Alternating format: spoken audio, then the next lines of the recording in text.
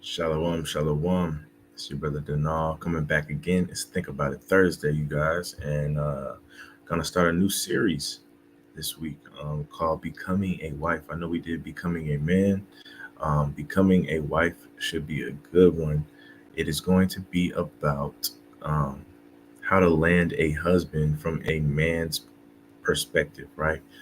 This was requested um, by a dear loved sister, right? And I wanted to follow through with this per her request. You know, when it comes to teaching this Bible, man, um, I always like requests, man. It makes me feel like I'm doing what I need to be doing through the spirit and power of the Most High. So even if I have something planned um, or something on the schedule that I want to do, um, like our Christ, our Savior said, man, it's not our will, but it's the Most High will that has to be done. So if we have to stop the regular scheduled program and go over something for the edification of, you know, even if it's just that one out of the 99, that's what we got to do, right? But first and foremost, we give all honor and glory to the Most High God of Abraham, Isaac, and Jacob. We do so by way of his Son, who is an instrument of salvation for the nation, who the world ignorantly calls Jesus Christ, but we see him as our Lord and Savior. Um, Jumping straight into this, right? Not going to be a whole bunch of precepts for this part one. Part one is going to be about availability, right? And If you don't know why I title it availability, man, it's just because our women in general have a nature about themselves that naturally makes them want to play hard to get, right? And me as a man, right? I'm speaking as a man. A lot in this series, man, you'll hear me speak as a man, kind of opinionated in a man's perspective. But I think that is what the sister wanted. I think that's what a lot of sisters kind of want too, which is why I think this is gonna be a good series. But um, yes, man. Contrary to popular belief, playing hard to get isn't necessarily a fan favorite when it comes to men. Now, I don't mean to be. I don't mean for you guys to take that and to be overly anxious, overly giddy, and clingy, right? Making yourself too vulnerable. But with everything, like the Bible, like the scriptures tell us, man, there's a balance to everything, right? So you don't want to be too. You don't want to come off as too hard to get, but you don't want to come off as too easy to get as well as a balance. But for the most part, I think in general, a lot of women are unbalanced in that aspect, and they play a little too hard to get sometimes, and sometimes they lose out on good guys, right? So availability, right, is going to be part number one. Let's see here, right? But yeah, so but with that, man, I want to say, man, within coming, one reason why our women play hard to get, and it's gonna happen to the end of time. I think even when you get married, I think women kind of naturally uh have play mind games, right? And when I say that, is it's not like you guys are trying to be malicious or anything like that, but for the guys that you are interested in, you kind of tell yourself, man, if he loves me or if he's interested in me, he would know um, X, Y, and Z. And a lot of times that leads uh, to failed expectations, right? When you're playing mind games, expecting somebody to pick up on your cues and stuff like that. And we'll do a video on that too, called expectations, or mind games or whatever, right? But that's what it kind of leads to, man. Even when you're playing hard to get, and men, man, we're just not really that good at reading the mind of a woman. You know what I'm saying? I think naturally women can read the minds of men a little bit better. And just being honest, man, men are not really good at reading the mind of women because, um, it's kind of like looking at a cat and trying to understand if that cat is happy or sad or what that cat is thinking. You can't really tell what a cat is thinking all the time, right? And not to like equate y'all with an animal or cats or anything like that, but it's kind of the same way, man. Sometimes women, as the Bible speaks on, you guys are the weaker vessel, and sometimes it's kind of hard to judge you guys what you guys are thinking, which is why it's good to be assertive, and clear, have a sense of clarity about you, um, and plain, being plain, man, being honest and open, being able to express yourself right in a womanly manner, right? I think I said that the right way. But nonetheless, man, part one is going to be over availability, making yourself available to the man that you want to land, right? That's a bar. Making yourself available to the man that you want to land, right? We're not going to jump all over the place today in the Bible. We are going to read a passage. For all my women out there, man, there's always gems that you can get out of the passages that we're about to jump into. It is the book of Ruth, right? Um, Perfect for women trying to pursue a man. And you got a lot of gems you can pick up, a lot of principles you can pick up as well. But we're just gonna jump into it really quick. And this video shouldn't be too long, right? But hopefully it's edifying on this part one series, right? Um, we'll just start from verse one. And Naomi had a kinsman of her husband. So if you don't know the backstory of Ruth, right? Um, Ruth and Ruth follows her mother-in-law back to her homeland, right? Ruth was married to of course, her mother-in-law's son. Ruth's husband dies, right? That's why she moves back with Naomi to their homeland, out of the land of Moab. And upon coming to Naomi, her mother-in-law's homeland, right? Um, she is she insists on uh, how to get the right word. She insists on bringing forth a seed to further her husband's lineage, right? And to do that, the Bible states that you are to go to the nearest kinsman, right, for him to raise up seed on your dead husband's behalf. And so that's what she's insisting on when she moves back to her homeland, her mother-in-law's homeland, and that's where we are kind of right now. Just to give you a backstory, and this is what happens when they finally get to the land, right? So this is going to be the book of Ruth, chapter 2, right? Not chapter 1, but chapter 2, starting at verse 1. And Naomi had a kinsman of her husband, a mighty man of wealth of the family of Elimelech, and his name was Boaz, right? And Ruth the Moabitess said unto Naomi, let me now go to the field. This is what Ruth said now, right? And let me now go to the field and glean ears of corn after him, right? In whose sight I shall find grace. So sometimes, man, you have to make yourself available. You have to pursue after the man that you want. Counter to now, so we got to understand, right? There's nothing wrong with what the world calls chivalry.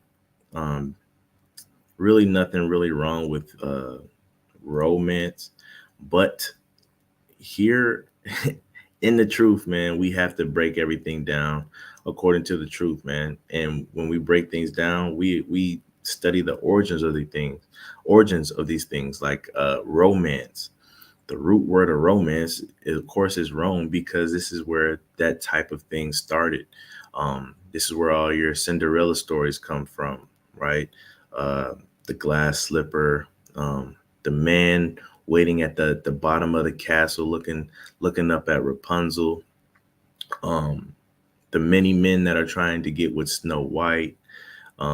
You know, this is romance starts with the men catering to the woman, or the men trying to win over the women 24/7, right? Not saying that men are not supposed to try to pursue women at all. That's not what I'm saying. What I'm saying is um, doing it in a shalom to the bro. Oh snap! I'm tripping.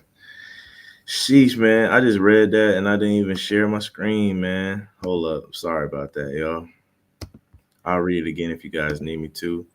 But when I say that, man, I'm not saying that men shouldn't pursue women. What I'm saying is the idea of romance has put a spirit on men and on women that says that men should be pursuing women. Um, what can I say? Um, More intensely than they should, right? Um, and if when you talk about pursuing a spouse, right, it should be a two-way street. It shouldn't be, oh, the man should be going out his wits for the woman, and the woman should just be, um, waiting on him to show her a sign that he's good enough, right? So when I read that, it says, Ruth the Moabite said to Naomi, "Let me now go to the field and glean ears of corn after him." She was very assertive in her actions. She went to go pursue the man that she wanted. Right, she didn't wait around for him to come knocking on Naomi's door. Right, a lot of people, a lot of women nowadays, they would sit around, right, and they would be like, "Hey, man, I'm that girl, right? I'm her," and they would expect the man to come knocking on her mother-in-law's door asking for her. Right, that's not really sometimes how it works. You know what I'm saying? Sometimes you got to go after the person that you want. Sometimes they might not even know about you, right? Even though you think they do, right? But sometimes you got to go after him, right? It says, "Let me now go to the field, glean ears of corn after him, in whose sight I shall find grace." And she said unto her, "Go, my daughter," right? So Naomi, even back then, encourages her to do so. I want to point out this too, man. The field can be multiple things. The field can be, uh, I'm just going to speak plainly again, as a man, speaking in this new age generation, right? You might disagree, but and here's the thing, man. Don't look at it as being desperate. That's not what it is. What it is knowing what you want, right, and being assertive, right? Because we don't have all the time in the world, right? We're in the last days. We're not getting any younger. Go for what you want, right? um Especially for our women, if it was a job or if it was a degree, you wouldn't hesitate, you would go for it. Same thing for if you see a man, right? um so the field can be multiple things. The field can be the DMs, right? His field might be his DMs on his social media. Sometimes you got to go glean corn in those DMs. Sometimes you got to glean corn in the comment sections, right? So Um, you too, you know, your field, the field could also be what he's interested in. You Con, I know, was about to say that too, man. The field can be, like the brother said, what he's interested in. It could be, and I'm gonna let you go after this. But just to give some examples, man. The field can be, uh, uh, if you're in school, the classroom, right? If you're in this truth, if you're in a camp or a congregation, man, Bible study, or if you go to church, man, Bible study, or the class, right? Your Bible class, or if the brother brings the word out on the weekend, right, and you know where he teaches at, maybe going to his camp corner one day or something like that, right? Or like the brother is saying, man, his the field could be his interest, showing interest in what he has interest in, or showing that you can add to his interest, right? Can win you some brownie points. Sorry about cutting you off though. You have more on that? yeah, I was just gonna say what you said, pretty much. You know, if you see the brothers into homesteading, right, and you like the brother and you want to make yourself available to the brother, ask him some questions about homesteading, right? If you see the brother, uh, is interested in cooking, and he chefs it up every now and then on his social media, ask him what his favorite did. Just make yourself available. You know, at the end of the day, you could be chased and shamefaced Right. while being a level of aggressive. You know what I'm saying? Right. I want to point out something right here too with Ruth is that not only is she making herself available, she knows that what as a wife, it's her job to be a pillar of rest, right? Um, Meaning, hey, look, to be a pillar of rest means that a lot of times you're not gonna have rest yourself because you're providing rest for somebody. So not only is she making effort to go glean corn in his field, she's showing him, hey, look, man, I'm willing to help take a load off of you by working in your field so you can do what you need to do. Right. Sometimes as a woman, we get it twisted the other way around again, right? And we want the man to work overdrive and over much for us.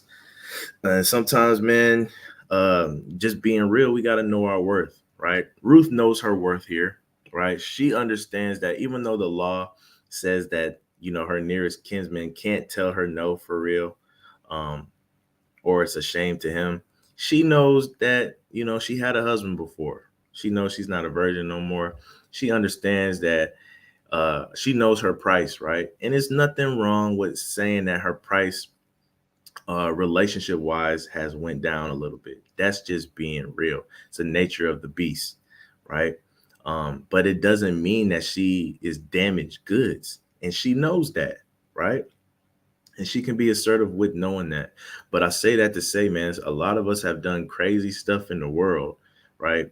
And then all of a sudden, when we decide to get our life back together, we expect to get, the perfect man, or we expect a man to come chase us, right?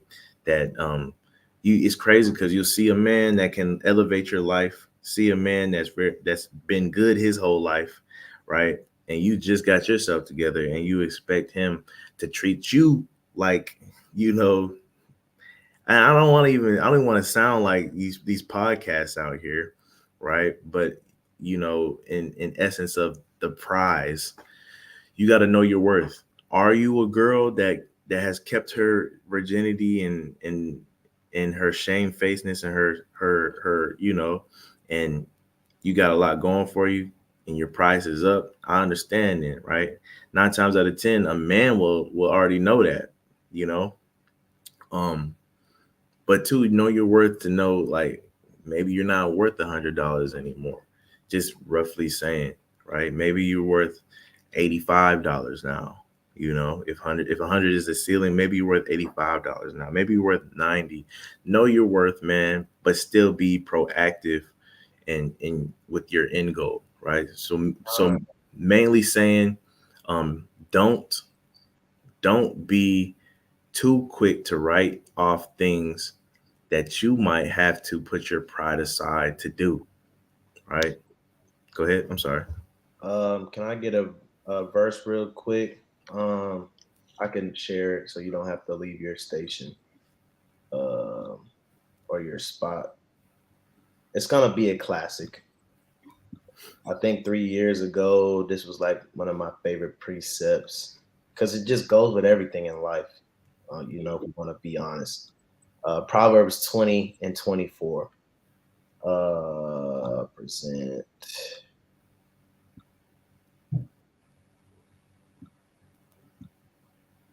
Salakia. All right. Proverbs 20 and 24. Man's goings or woman's goings are of the Lord. How can a man or woman then understand his own way?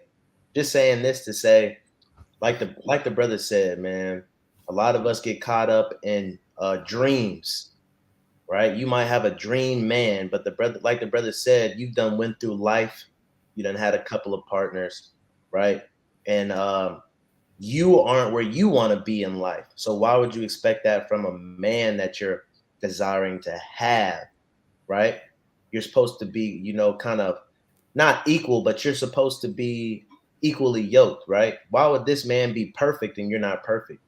Right? It says a wicked woman is given to in portion to a wicked man, vice versa, right? So you kind of have that just balance. But I say this to say your goings are of the Lord. So, for example, when I was in 10th grade, ninth grade, you know, I was praying to God that my girlfriend or whoever I end up with in life was X, Y, and Z, right? Now, who I ended up with, by the spirit and power of the Most High God, she's not X, Y, and Z. I prayed for a woman that was going to be shorter than me, right? And I'm only maybe an inch taller than my wife. Some people say that she my same height. Leave it to some haters. They might say she taller than me, right? I didn't pray for that when I was younger, right? At the time in high school, I thought I wanted somebody younger, and my wife now, guess what? She older than me. So I say all that to say you can plan and make lists and all of that, right? But ultimately, the Lord, the Most High God, is gonna know who's meant for you. So you just gotta stay in the spirit. So when He tells you to move, or when He tells you, hey, it may seem like you're settling, or it may seem like this is not what you wanted, but trust me, I know this is what you want, right? Yeah, and here's the thing too, right? Even with the brother saying that, no one's saying that you can't go and get that person that has that high value, right? Their price is still high, even though your price has dropped a little bit, right? Sometimes people don't even like to get into their past when they get into relationships, but needless to say, nothing's saying that you can't go get that person. All I'm trying to say to you is that, right, to get that person, don't be afraid to humble yourself in certain situations, right? You can be worth 90 and he can be worth 100, right? Nothing saying you can't be with him, but sometimes you got to understand where you are, right? And take it with a grain of salt. You know what I'm saying? Be appreciative and happy for the opportunity that's in front of you, right? And make the best of it, right? A lot of us go for jobs that we know we're not qualified for, right? We humble ourselves down to learn what we got to learn once we get on the job. But needless to say, we still went after that job. So nothing's wrong with chasing somebody like that, but you got to understand your worth. Be honest with your worth, and sometimes you got to put your pride to the side, and you got to go to that field, right? You got to put in some work to land that thing, and not just have it in your mind that it's just going to happen, or that he should be. Because a lot of times what happens is, man, something, and this is what happens sometimes. You make it known that you're interested. You see that his value is a little bit, you internalize that his value is a little bit more than yours, right? You might not say it out loud. Nobody might say it to you, but you internalize it, right? You initiate it. And then once you initiate it, for some reason, you got in your mind that you guys are now on the same level. So now you're at the point where, well, I'm only going to give as much effort as he gives me, right? And sometimes it don't work like that. Sometimes he won't put in that effort that you want to see until he knows that you're the right one for him.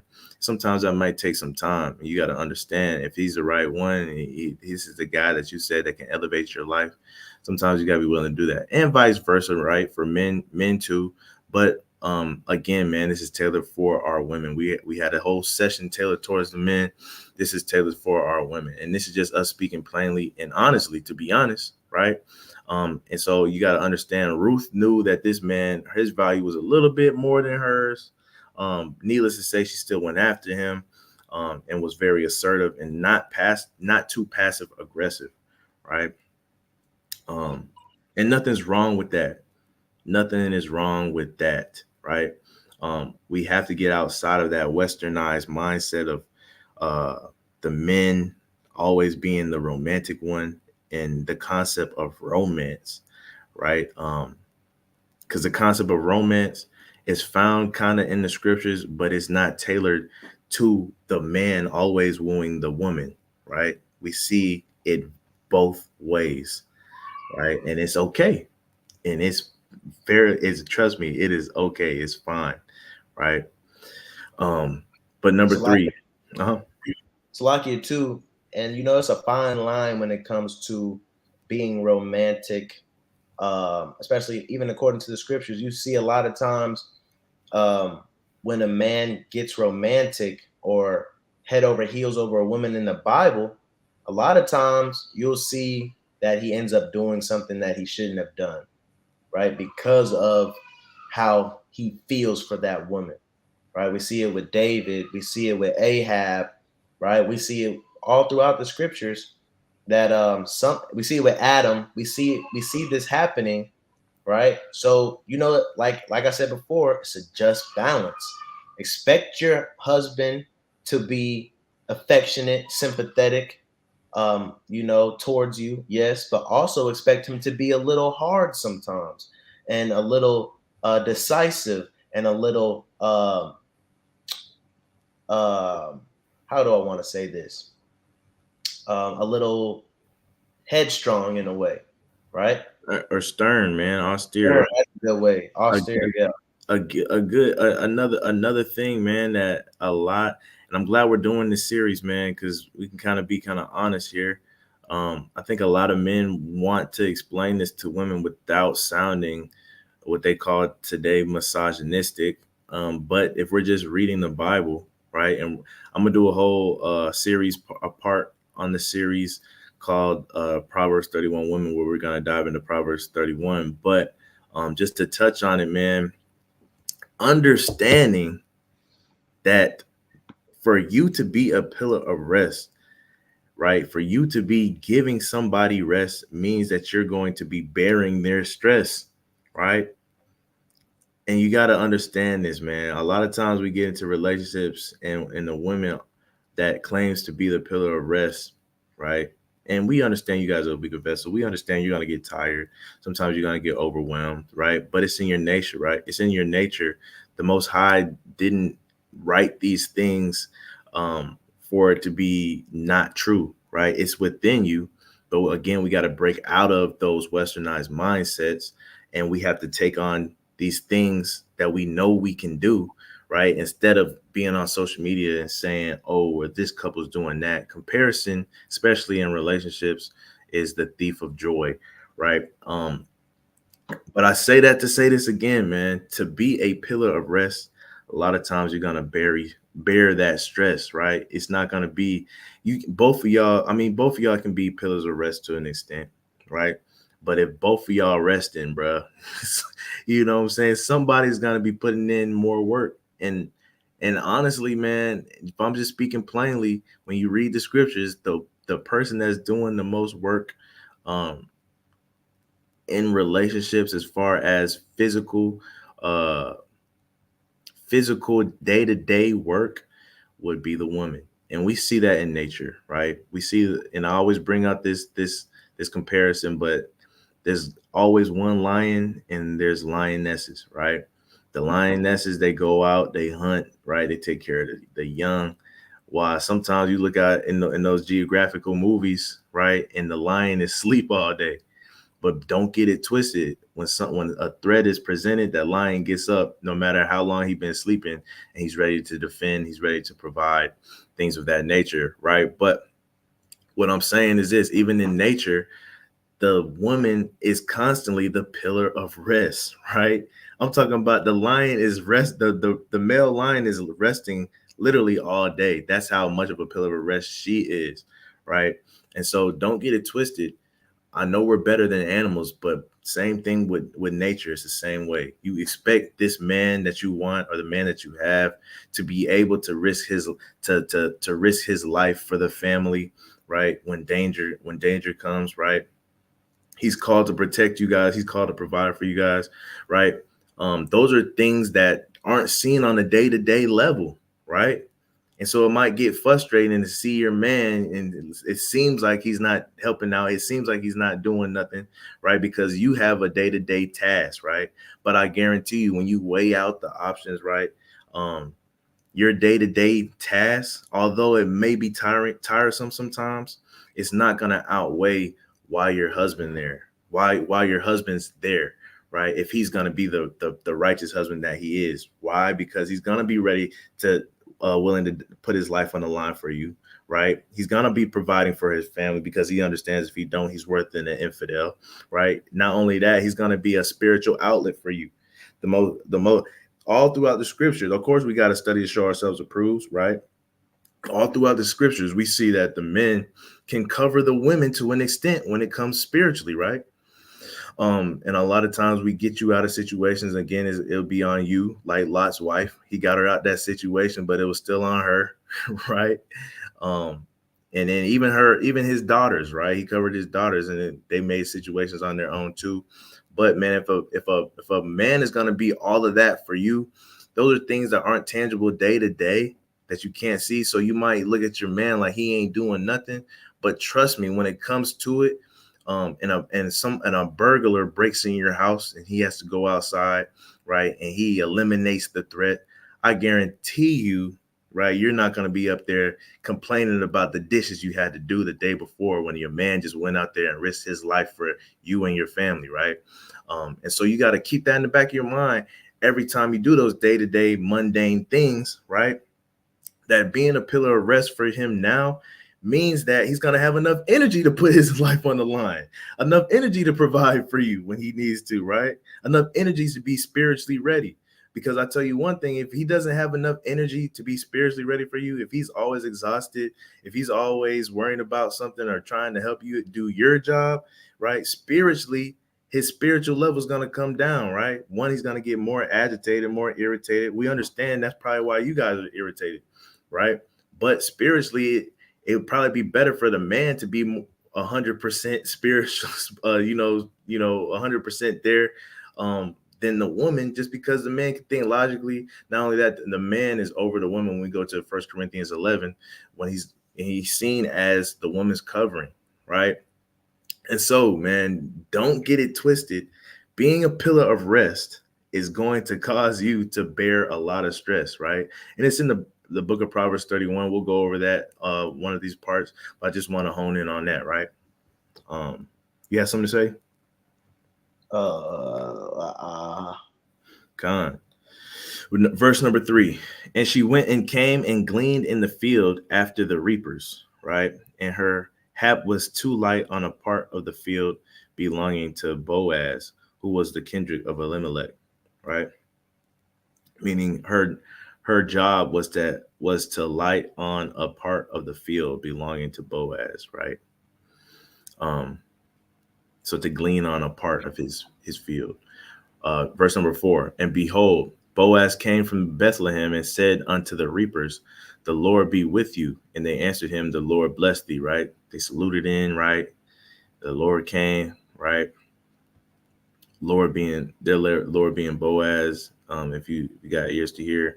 5. Then said Boaz unto the service, right, that was set over the reapers, who is this damsel? So he's looking out to his field, right? And everything is like if your supervisor or your director or your general foreman, they come to the site, man, or they come to the job to make sure everything's running smoothly. This is what Boaz is doing. When he gets there, he sees a new employee, right? And he's asking them, who is this right here, right? Meaning that she stuck out to him, right? You have to be able to stick out from the rest. It doesn't matter if you feel like what we were just talking about, if your price went down. It doesn't matter if you feel like your price went down. Hey, Ruth already had a husband. She ain't a virgin no more, but yet she still found a way to stick out back then, right? And so you have to be able to make yourself not only available, but what makes you stick out from the rest. Yes, and contrary to popular belief, yes, you have to seem like you stick out from the rest, because contrary to popular beliefs, again, a man is not just gonna go for a basic woman, right? I can have her, I can take her or leave her, right? What makes you stick out from the rest, and again, you need to also realize who's a man and who's a boy, because a boy is gonna entertain all the girls. He might just see that in your bio says you in the truth, he's gonna entertain you. But a man, you gotta make yourself available. You gotta be able to understand and discern who's a man and who's not, and who's worth your time, and who are you making yourself available to. Because a lot of women in the truth, a lot of women in the knowledge of the truth, right, call themselves being available, but they don't do no research on the men that they are interested in. They don't know that man from a can of paint. They don't know his hobbies. They don't know his truth. They don't know his drive or his ambition. They don't know how long he's been in the truth or in the walk. They don't, and a lot of that has to deal with You're not studying to show yourself approved, or you're not proving a friend first, right? A lot of times men tell you who they are, and it's up for you women to pick up the context clues, right? But a lot of times women don't pick up on context clues because women aren't men, which is why a lot of times in the Bible, men would vet the men for the woman. So you might not have a dad in the truth, but if you have brothers in the truth and you're making yourself available, make sure that those brothers know you're making yourself available, and make sure them ask them brothers questions. If you interested in somebody you're making yourself available for, tell them brothers that you know in the truth, hey, what y'all think about this guy? Have you guys heard anything about this brother? Do y'all know this brother? Because they might know the brother. They might know, hey, this brother's not for you. So, and even if you don't have brothers in your corner, right? If you, for example, there's a lot of sisters out there that may ask me questions in my direct messages that may have a sense of trust in me, right? Even if you don't know a brother and you never met him in person, but you trust him spiritually, ask him questions, right? Men are always do a good job of vetting other men. So before you just, throw yourself out there, right? Study and prove first. Go ahead. Come, man, right? And this is just honest advice again from a man's perspective, right? We understand that you can go to anybody to get any opinion on somebody that you're pursuing. Ruth went to her mother-in-law, right? But I think, in our opinion, especially in these last days when we're in the truth, right? We done been in the world before too, so we kind of been around. We kind of, you know, were those guys in the world, the good guys and the bad guy, right? So reaching out to a man who you trust, whom you know to keep the law, statutes, and commandments, right? Who you know is a righteous guy. Um, for the most part, reaching out to him to vet some of the guys that you you are pursuing isn't a bad idea, right? And a lot of that doesn't even have to be like, oh yeah, let's go out to eat, and or come over to my colleague's house or my friend's house, and I'm gonna have him vet you. It doesn't even always have to be like that, but you could just talk to the guy, tell the guy that you trust, hey man, I'm pursuing this guy. He does X, Y, and Z. He believes X, Y, and Z. He likes to do X, Y, and Z. This is what happened in his past life, things like that. And then, a lot of times, the red flags that you can't see, men can see, right? And but you also got to understand that if that man that you trust is saying something to you, to take heed to it, right? And not only that, if it's something that is compromisable, right? Don't be afraid again to humble yourself down, because we're all at this stage, we're all not perfect, right? Again, we're speaking plainly, um, but most of us at this point in our lives, when we're trying to find a husband or a wife, we're probably not virgins. And so we have to look at ourselves, right, as what we are and what we've done in the past, and be okay with righteous compromises. And we'll have a video on that too. I got one for that, on what is a righteous compromise, and what's okay to humble yourself for. But sometimes it's important to know that. But nonetheless, man, you can humble yourself all you want to. You still have to come across as um, noticeable, right? What makes you noticeable? A lot of times it's not only just the looks, man. Yeah, I will say this: making yourself available. It is good for you to keep up with yourself, right? If you're gonna lose yourself, at least make sure you got a husband first.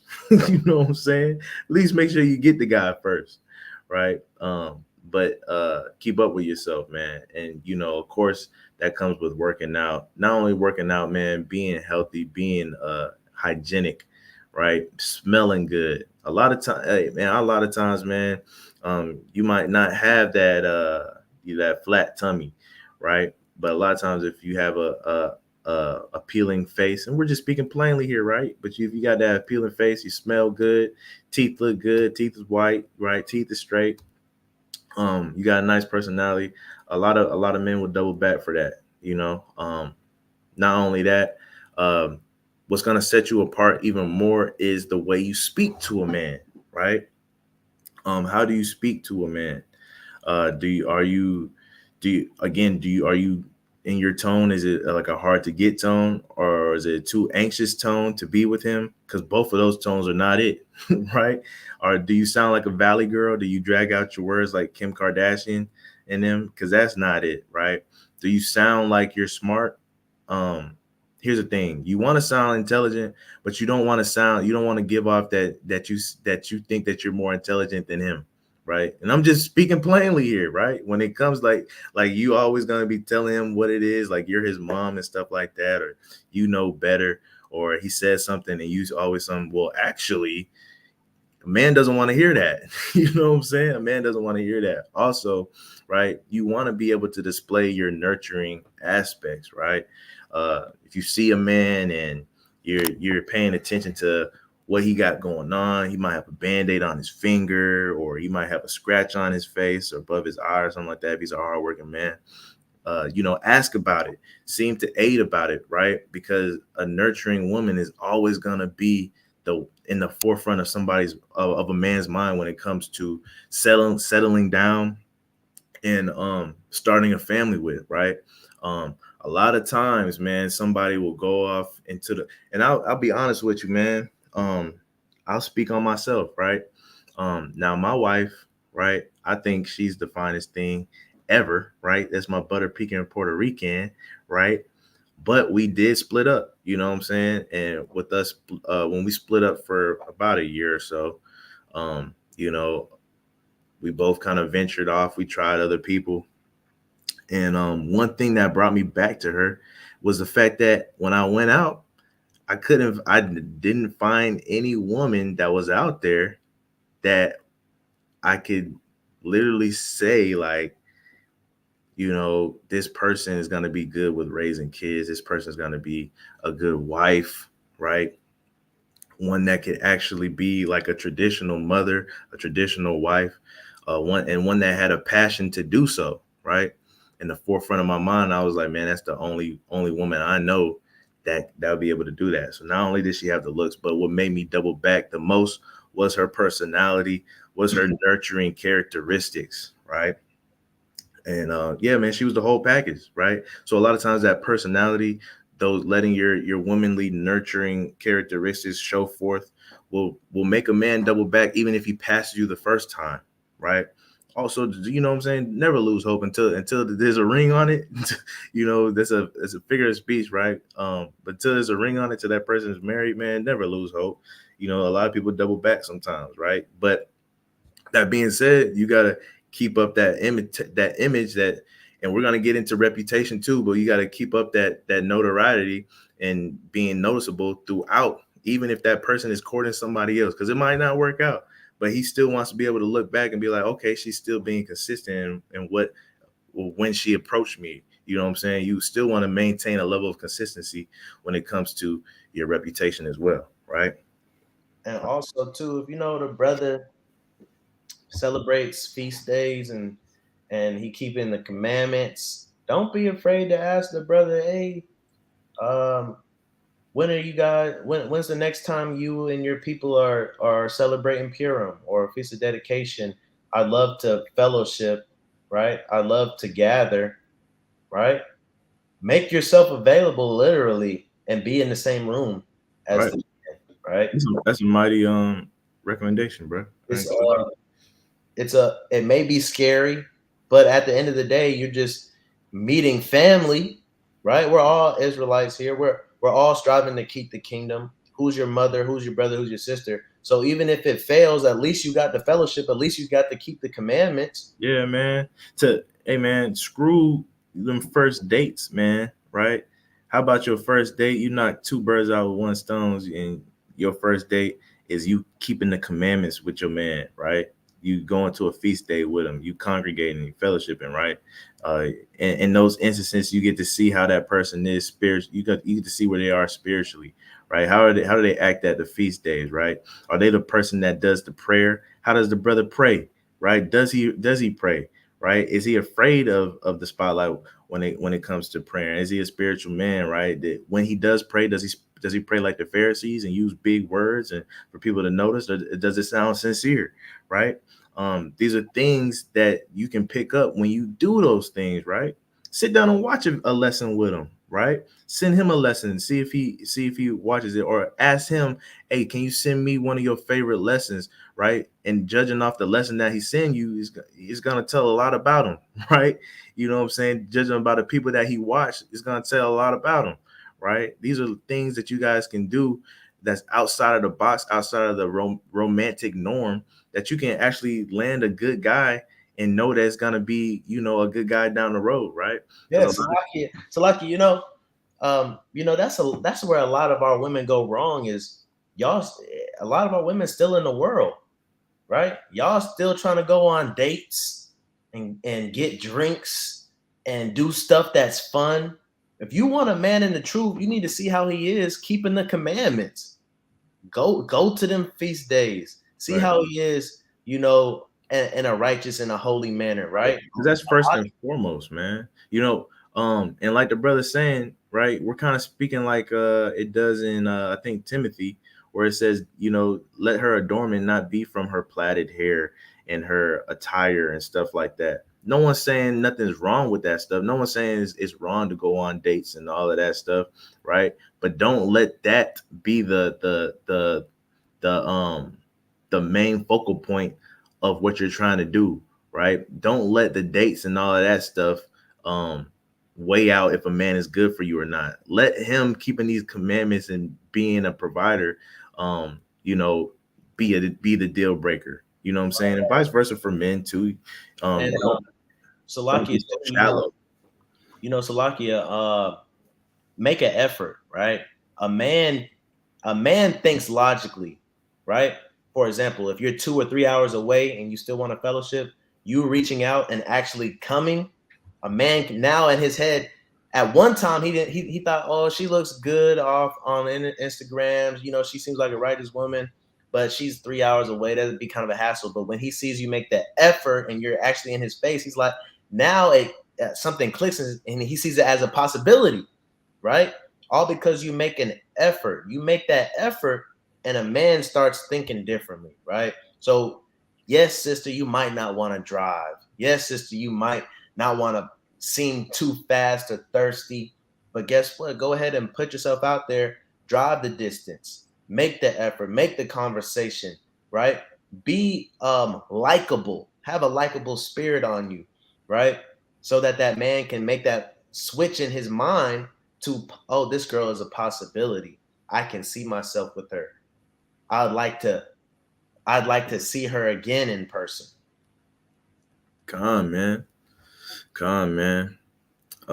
Make yourself available, make yourself noticeable, make yourself unforgettable, right? And we're literally about to read that. Those characteristics we're literally about to read, right? Verse number 6. And the servant said to Boaz this, right? And the servant that was set over the reapers answered and said, it is the Moabitish damsel that came back with Naomi out of the country of Moab, right? And she said, I pray you, let me glean and gather after the reapers among the sheaves. So she came and has continued even from the morning until now, that she tarried a little in the house, right? She had a little break. 8, verse 8, then said Boaz unto Ruth, hearest thou not, my daughter? Go not to glean in another field, neither go from hence, but abide here fast by my maidens, right? Saying, hey, Boaz noticed her. And what Boaz say? What Boaz do, right? One, she made herself noticeable, right? She made herself useful, and she made herself unforgettable. So much that he told her not to leave his field, right? Of course, she could go to anybody's field if she wanted to. He ain't holding her hostage, right? But he's letting her know, hey, look, man, I don't want you to go anywhere else. I want to come to see you every day, right? It's not too many that you that come by that's willing to work and does a good job and stays from the morning until the evening, right? Um, and she made herself what noticeable, useful, and unforgettable. Make sure you are noticeable, useful, and unforgettable, right? Um, but I also want to say, let's read verse 9 real quick, right? Salaki too. The sister said Khan definitely made many 4-hour drives. If he's worth it, you'll do it and you won't think twice. Make the effort, man. You gotta drive to that brother field sometimes, man. Like Right. Ruth, you gotta make the effort to get in the mix. You got because one thing you got to understand in this truth. I'm glad she said that too, man. A lot of times in this world, a lot of times in this the setup that we're living in today, a lot of times women have more flexible jobs than men. A lot of times women have more flexible lives than men, right? Sometimes their bosses can give them more leeway. This is just the world we're living in. Just for the black men in America, it's hard for us to get a job, and when we do get a job, um, our bosses are on hard or we're hella busy, right? So the sister driving those multiple times, those 4-hour rides, right, was showing her effort, understanding where that man was at in his life. I don't even know where he was at, but I understand. I met the brother. He seemed like a hard worker, right? And he got, a lot of men in the world, including myself. We got a lot going on in the world, right? And And so don't get it you can twisted take either. time out of your day to make that drive. You're showing him that you're being a pillar of rest, that you're not just depending on him to do everything to go out his way for you, but you're willing to go out your way for him in order for him to enjoy you and have a sense of rest at the same time. So the sister is already embodying those characteristics of trying to be a pillar of rest by making those drives. Where in the world today, they tell you, girl, you driving to him? You're driving to him? 4 hours, right? They would look down on that in the society today, right? But it's important to know we're not of this world, right? We come to situations and we look at them practical and with compassion, not just the man being compassionate towards a woman and doing things that'll make her life easier, but vice versa as well, right? Khan, go ahead. I'm saying, don't get it twisted either. A man definitely notices, and he's talking, behind closed doors. He's telling his brothers, he's telling his mom, he's telling his dad. He's saying, "Hey, this girl, this her second time coming out here. She done drove." And then the brother's like, "Oh, she driving, bro. Oh, you need to bag that." Moms might be a little crazy, be like, if any girl, you know how moms are, they might be a little crazy, but that's a good thing when your mom a little crazy, right? And your dad might be like, yeah, if she's making the effort, like, anyway, I'm saying, hey, we gonna talk about you in a good way once you make that effort. Don't think that it's in vain. Even if you don't get the man, he's noticing the effort. He's just weighing out his options. You might not have made the cut, but like the brother Denal said, keep trying, and keep making yourself available to other men, right? Khan, man. Khan. Verse 9, right? Let thine eyes be on the field, and that they do reap, and go thou after them. Have I not charged the young men that they shall not touch thee? I already told the young men, hey, don't even worry about you. I don't want them approaching you, nothing, right? They're not gonna bother you. And when thou art athirst, go into the vessels, and hey, when you get thirsty, if you need to use the bathroom, any of that, don't even worry about it, man. Do what you gotta do, right?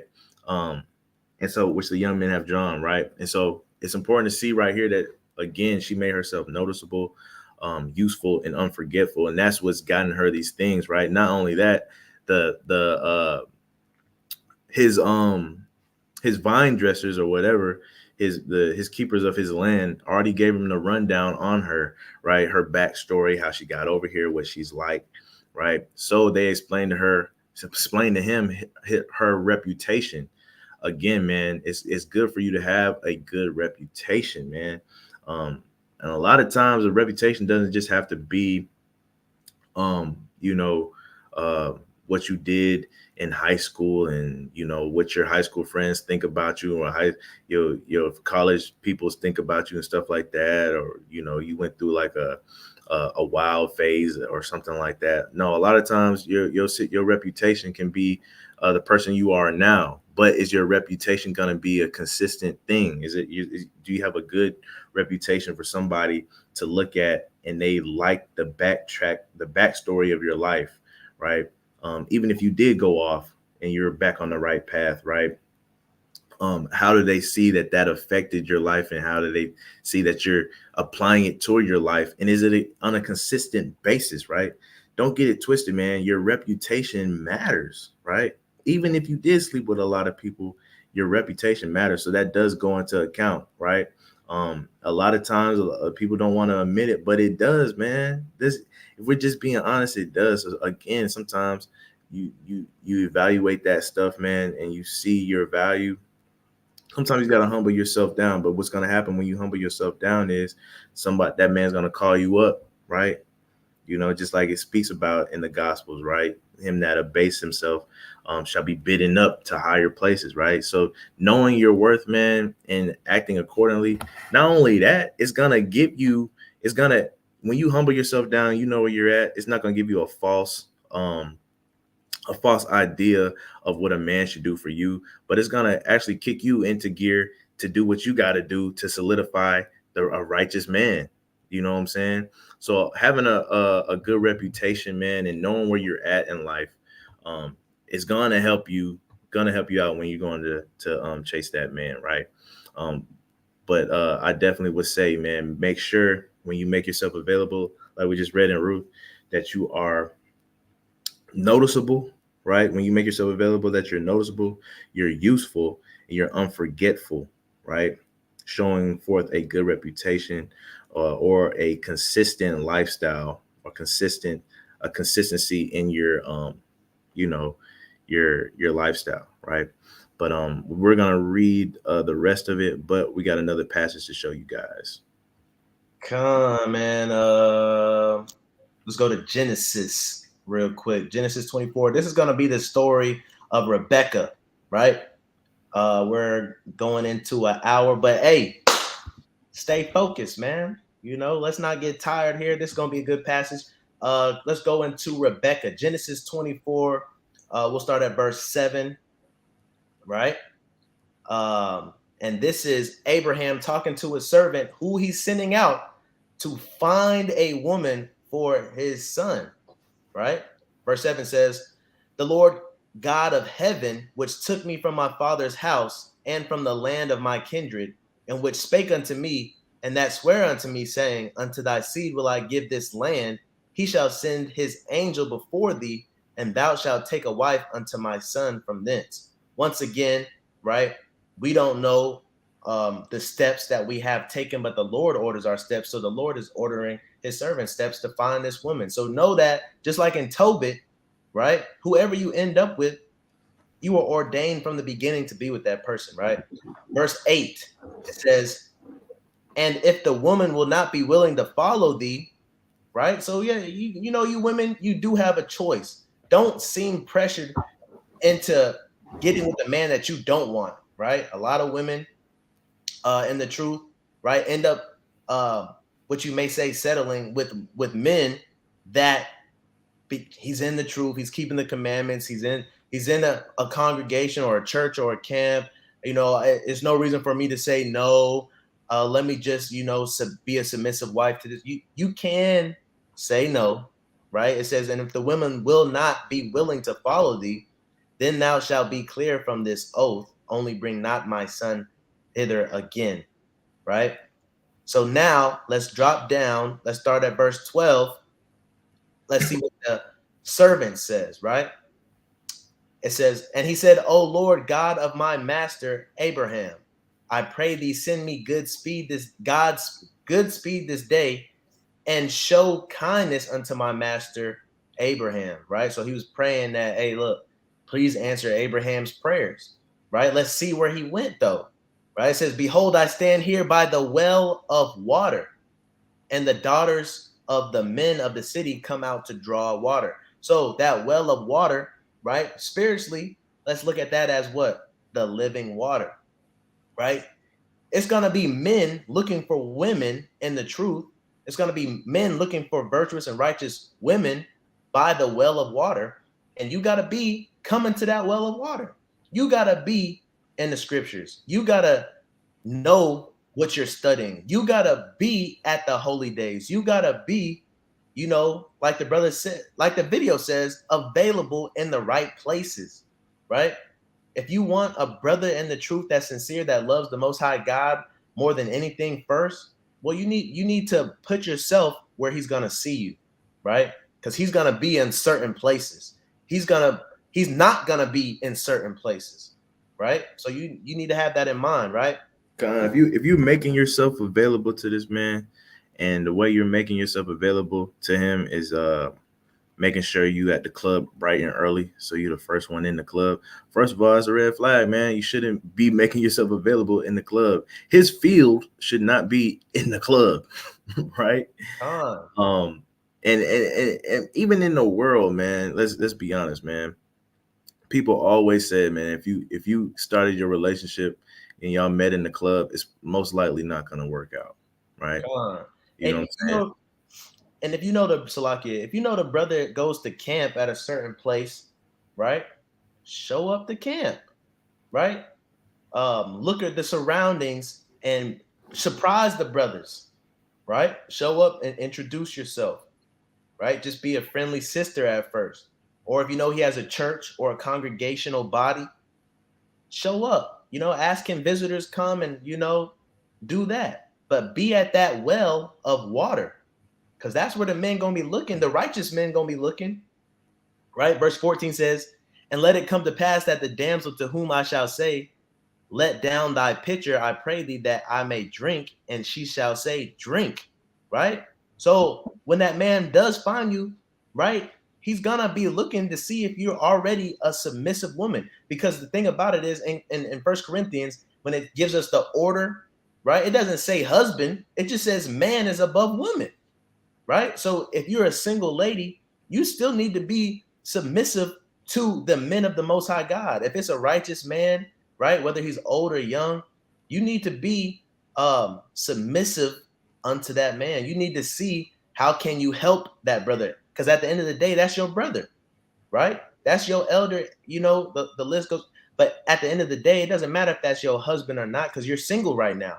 You just need to show the attributes of a good wife and a good woman. It Right. says, The man might be up there teaching a lesson or a Bible study or something like that, and he might be looking around. Dang, man, I forgot my pen. Right? He might open his mouth to ask one of the brothers for a pen. Before he know it, man, you got a pen right in his face. Right? Next time, right, he might be looking for a sticky note or something like that, or a piece of paper. You got a piece of paper right in front of his face, right? Time goes by and people be like, hey man, I think Shotty, man, she got a thing for you, right, man? She's always, she providing for you already. And you might think, no, she don't, man. And then it'll be like, remember that one time, bro? She had that pen ready, bro. right? Like she was waiting for you to say it, bro. And you get to thinking, dang, she really is on it. I wonder how she'd be as a wife, man. I probably wouldn't have to ask her to do the dishes. I wouldn't have to ask her to fold clothes. Hey, man, I might have to double back on her, man. She might Right. be a good wife for me. So you gotta be prepared. You gotta stay vigilant. You gotta, like the brother saying, you gotta be submissive. You gotta be able to, take on those wifely duties, even if you're not a wife, right? You still have to be, putting those things into act for that Right. man. And know this too. It says he says he's waiting for a drink, and he's waiting for a woman to give him something to drink. Right? You could be helping churches out, helping camps out, helping congregations out, right? And helping the men out to stand out, because men are gonna notice and say, "Who is that sister?" Now you're going to attract other men too, but like we read earlier, like that Abraham said, if she be not willing to follow, you can turn down other men. That's not going to make you seem like a wicked sister, right? If you have your eyes on one man you're making yourself available for, and you think that the Most High has ordained you to be with that man, it's okay to turn down other men, but don't be messy and entertain them, right? Because men will talk, right? And then you won't be treated seriously, right? But it says, and I will give thy camels drink also. Let the same be she that thou hast appointed for thy servant Isaac, and thereby shall I know that thou hast shown kindness unto my master.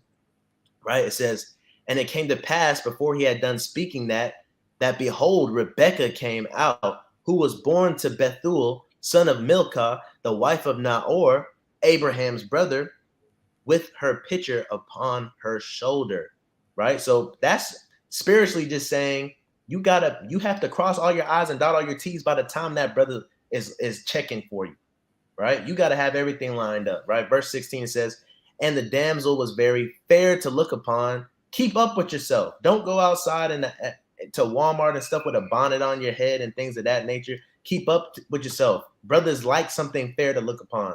It says, man, you don't want to go outside with them bonnets on, man, and some beat down PJs and those tennis ball styrofoam looking slides, man, right? It's smushed down because you don't warm so much.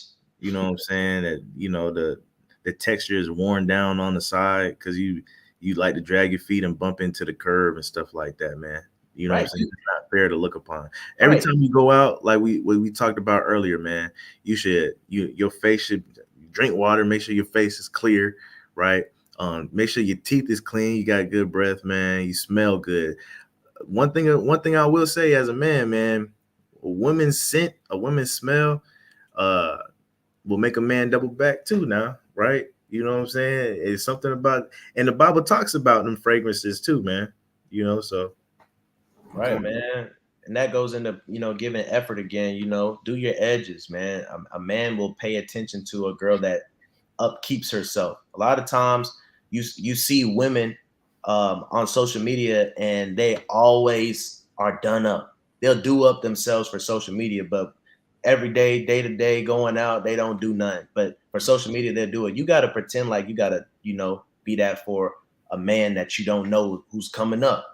Right. When I was looking for a wife, my brother and my mom used to tell me, hey, go to the mall, look for women, right, that look modest and got head wraps on. Right. You gotta look, you know, the part.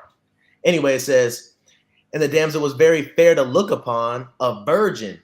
Right now, this virgin doesn't mean this virgin right here doesn't mean hasn't slept with anybody. How do we know that? Because if we keep reading, the list goes on. It says, neither had any man known her, right? So this virgin means of maritable age. You have to look like you're of maritable age, right? A lot of us, man, like I said, this goes into being fair to look upon. A lot of girls don't care to where they just kind of look young, right? They just look immature, right? You have to look mature, right? It says, neither had any man known her. We understand that nowadays we're coming back into the knowledge of the truth. So neither had any man known her, meaning don't be a pass around, right? Don't be at every man's doorstep, even in the truth, right? Men will know. And it says, and she went down to the well and filled her pitcher and came up, right? Being righteous should be a day. Hey, it shouldn't even be something that you're doing to win a man. It should just be in you, right? When Rebecca was going to the well, she always went to the well, right? She always filled her pitcher. She always did that. You gotta be caught doing the right things all the time. Verse 17. Salakia, you had something? Verse 17. And the servant ran to meet her and said, let me pray thee, drink a little water of thy pitcher, right? So you'll know, right? You'll know because he's gonna come to you, right? Now going down, you had something to say? I'll wait for the end. All right, verse 58. We'll go toward the end of the story just to get the point, right? It says, and they called Rebecca, right? Because, you know, if you read the story, Rebecca goes home and tells her family, and then the servant comes and talks to, I think, an uncle or brother and some of the mom and some of the sisters and all that. And, you know, he gives them gifts for her and they're like, yeah, she will go with you, right? And, you know, now we're at this point, right? It says, and they called Rebecca, i.e. Rebecca's family calls her, and they called Rebecca and said unto her, will thou go with this man? And she said, what? I will go. I'm reading this to show you, sometimes it may seem like you're going too fast in this truth, in this walk, right? Sometimes you may be a little hesitant. Oh, am I really ready to start my life? Am I really ready for kids? And you might mess up a good thing if you hesitate. You might mess up a good thing if you have second thoughts, if you scare yourself into not being a woman, a righteous woman, a woman of the Lord, a daughter of Zion, stepping into your role. You know why? Because the world has taught us, oh, we have so much life to live by ourselves. We have so much things to do before we settle down. It's not settling down, it's beginning your life, actually, right? So you have to be able to say, I will go. Just like Rebecca said, verse 59 says, and they sent away Rebecca, their sister, and her nurse, and Abraham's servant, and his men. Right? Verse 60, and they blessed Rebecca and said unto her, thou art our sister, be thou the mother of thousands of millions, and let thy seed possess the gate of those which hate them. Right? You got to have sisters in your group. You got to have elder sisters or mothers in your group that will encourage you as well in this transition, right? When you might have second thoughts. So make sure you're being likable also to other sisters, so that you can have different opinions to bounce off, and you can have different advice and wisdom to go with from those sisters, right? Verse 61. It says, and Rebecca arose and her damsels, and they rode upon the camels and followed the man, right? Understand, when you find that man and he picks you, you are now following that man. For how long? Not just until y'all get to know each other, not just until you think that he's obsessed with you. No, you following that man for the rest of your life. You got to be subservient to that man for the rest of your life, right? It says, and the servant took Rebecca and went his way, right? And I'll just leave it right there on that passage. But right throughout the scriptures, man, you can see what it's like to be a woman in search of a man and making yourself available. Comments, and it's good practice, man, right there where it says they follow the man.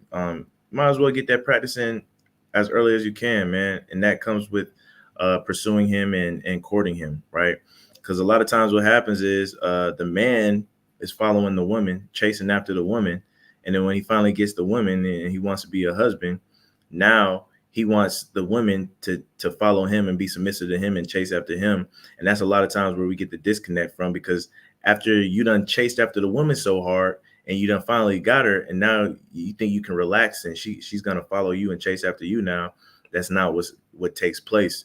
And that's where the disconnect comes from, because now it seems like both sides have ran into a block, because the world's been turned upside down, because you got expectations that man didn't have, and that man had expectations that you didn't have. He thought that once he chased you and he got you, he could relax, and now it would be on you now, when in your mind you thinking, oh, it's always going to be like this, he's always going to chase after me, right?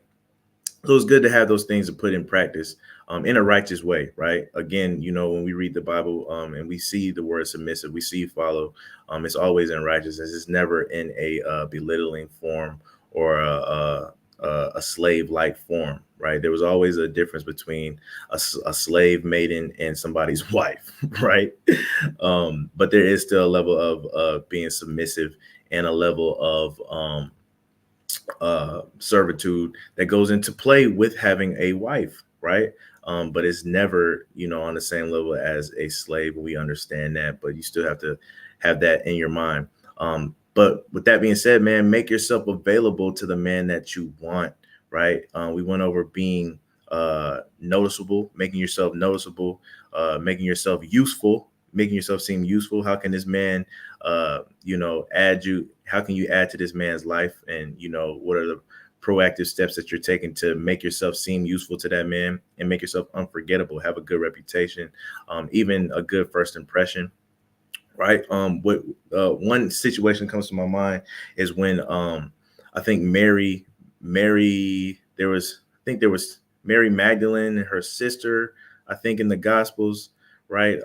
She was getting mad at the sister because the sister was paying attention to Christ. She was sitting at Christ's feet, listening to his words and stuff like that. And, she came in from the kitchen or something like that and said, hey, Christ, man, hey, can you tell her to get up? I'm in here slaving and she over here sitting at your feet, washing your feet with her hair and stuff like that. She's getting mad.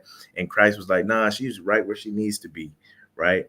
You know, some people is meant to do certain things and some people are meant to do other things, but right now she's doing what she needs to be, and I don't see anything wrong with what she's doing, right? Christ might have said something like, hey man, I know I ain't looking for no wife, but if I was looking for a wife, man, this be the one right here, the one that's right at my feet. You know what I'm saying? But needless to say, she made herself available to the Lord because she wanted salvation, right? How much more should you make yourself? Not how much more, because we know salvation is kind of up there, but in like manner, you want to make yourself available to that man. When the opportunity presents itself, you got to take full advantage of it, and you got to make yourself noticeable, useful, and unforgetful, right? You got anything else on that? Con, man. With that, man, this has been a Think About It Thursday. Becoming a Wife Part 1. Availability. Make yourself available. With that, we say Shalom. Brother Donald, giving all honor and glory to the Most High God of Abraham, Isaac, and Jacob. We do so by way of his son, who is an instrument of salvation for the nation, who the world ignorantly calls Jesus Christ. Remember, if you're not gathering, you're scattering.